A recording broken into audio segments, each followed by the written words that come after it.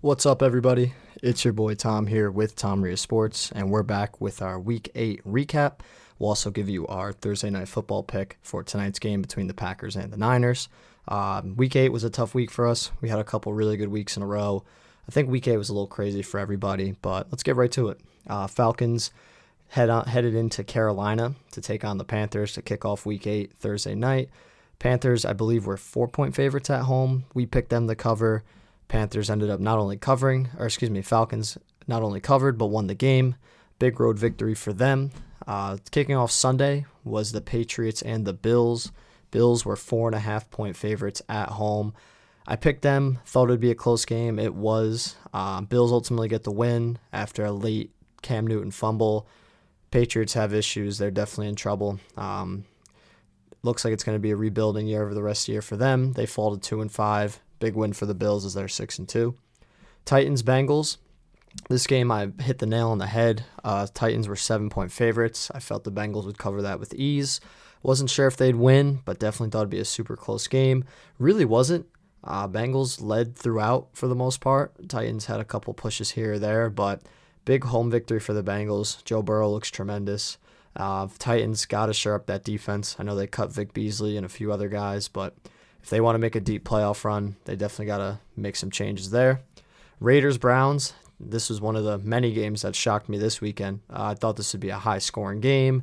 Thought it would be around a 30-point game, 30-27, something like that. The win was pretty crazy. Wasn't much passing going on either side. Both defenses played well. Browns were 1-point favorites at home. I picked them to cover. I lost. Raiders went 16-6 was the final score. They go 4-3 now. Browns fall to 5-3. Colts Lions. Colts were 3-point favorites on the road, coming off a bye. Felt they would win that game pretty comfortably. They did just that. Rivers played well. They're 5-2 now. Now Stafford looks like he's going to be out as Lions fall to 3-4. They're always kind of a up and down team, so we'll see what happens there. Vikings Packers.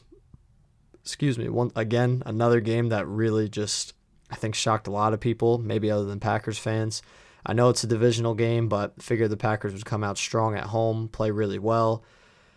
They didn't look too great. Defense got ran all over all day long. I mean, Dalvin Cook was incredible, absolutely incredible. They win 28-22. I think that's the Vikings formula. It's a shame they figure that out when they're 2-5, but when he's healthy and he gets the majority of the touches, they usually win. So we'll see if they do that moving forward. Jets-Chiefs.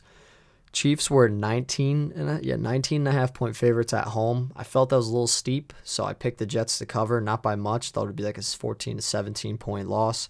And it probably should have been that if the Jets could have gotten the end zone, but they obviously did not. They were in it the first half. They played a pretty good game, got shut out in the second half, and lost 35-9. So the Chiefs covered and improved to 7-1. Jets are 0-8. They got a lot of problems. Rams-Dolphins. Here we go again. Another game that I was pretty sure on. Thought the Rams were not only going to win, but cover the 4-point spread. And they might have been able to if their special teams didn't play so poorly. Along with Goff, he had too many turnovers. They ultimately lose, fall to 5-3. Tua gets his first victory. Not that he played too impressive, but did enough to win. They're 4-3 now. Steelers-Ravens. Game of the weekend, at least coming into the weekend. Steelers undefeated, Ravens with 1 loss, divisional rivals.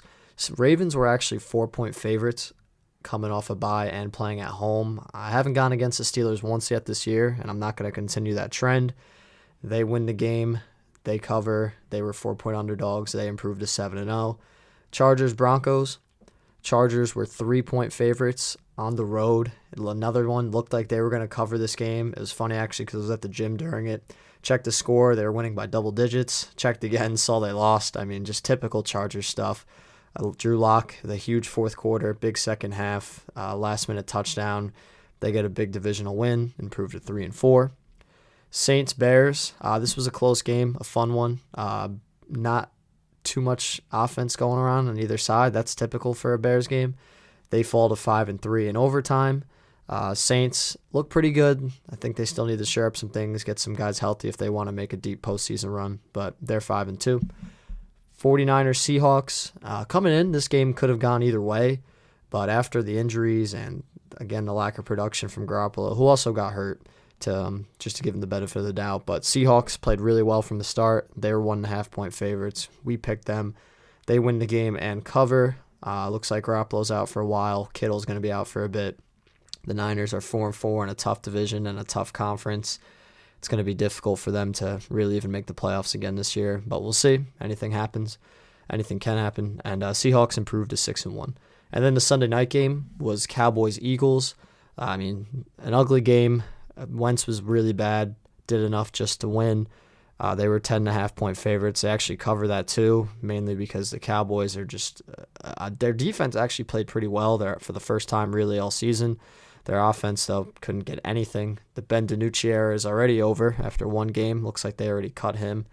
So they're 2-6. They're still, believe it or not, in the division race. They're really only about a game and a half away. So we'll see what happens. It's going to be ugly. It looks like Eagles should run away with it, but Washington could give them a run for it. So we'll see. That Giants-Washington game this weekend will be important. Eagles improved to 3-4-1.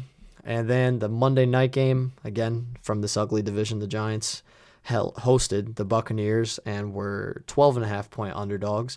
I picked the Bucs a little reluctantly because Giants have played close games pretty much all year other than the Niners game.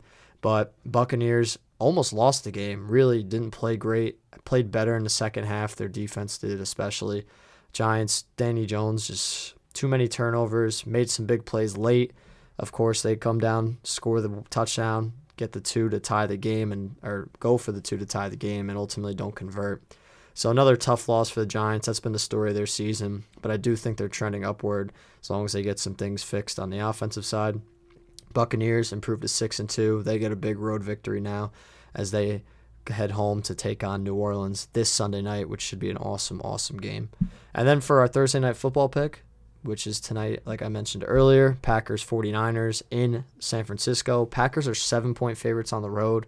Now, both teams are battling a lot of injuries and COVID cases. A lot of guys aren't going to play tonight. So it really could go either way. Might be a blowout, might be a close one, but just these two history and seeing the Packers struggles against the run, I'm going to go ahead and take the Niners to cover the 7-point difference. I don't think they win the game, but I do think it's a closer game than 7. So we'll see what happens. Probably a lot of running game from San Francisco, a lot of passing from Green Bay. Should be a good one, though.